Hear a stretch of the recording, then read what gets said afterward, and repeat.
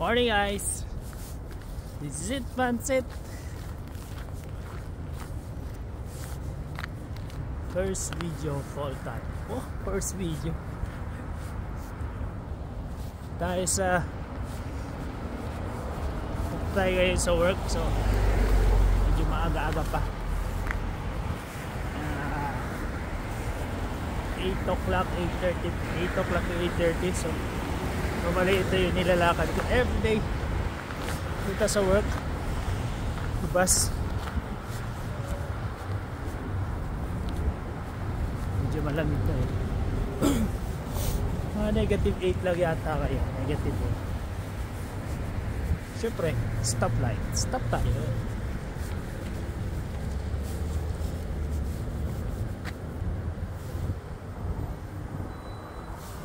Stop na siya. Let's go.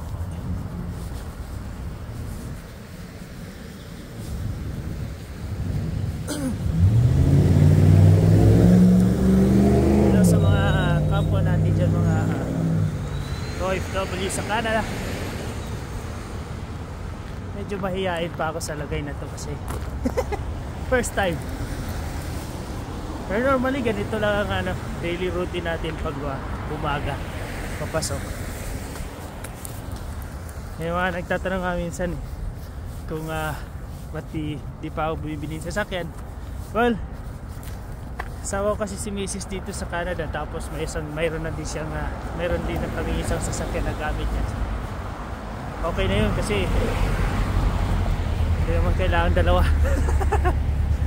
Saka mas malaki ang natitipid. Commute lang, konting lakad, exercise, di ba? So, yun. Kung tapos sakto pa yung schedule. So depende din. Sakaling gusto nyo ng isang sasakyan, kung mag-asawa kayo, pwede din naman. Pero depende sa sitwasyon. Like sa amin kasi kaya naman mag-commute. Tapos wala siyang pasok, ayun, ginagamit ko. Yan. Tayo abot. Stoplight na. Inaabot. Malapit lang din naman yung pinapasukan. Mga 30 minutes flight. 30 minutes. Kasama na yung bus, kasama na yung lakad.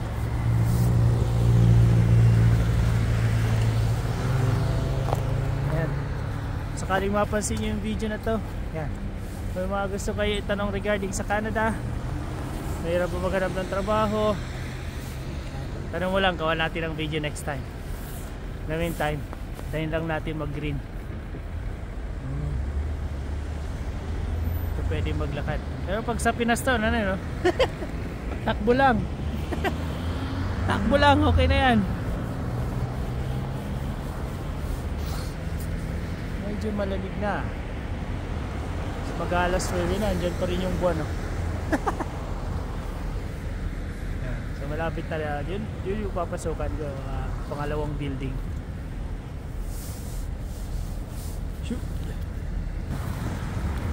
Doon, natawid na tayo. Hindi ko binigay yung pagtawid kasi sabi sa sakyan na dumadaan eh. So, ayun. Tamang lakad lang, tamang pasok. Yan si mamang pulis. Ayan ako, may bantay ako.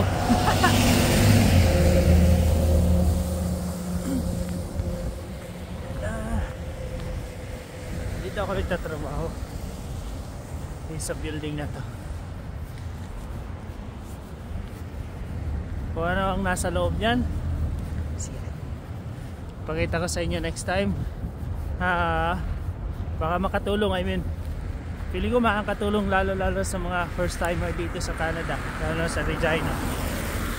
Marami kasi dito mga alam mo yan, abot kayang presyong pwedeng bilhin, lalo sa mga first timer sa Canada.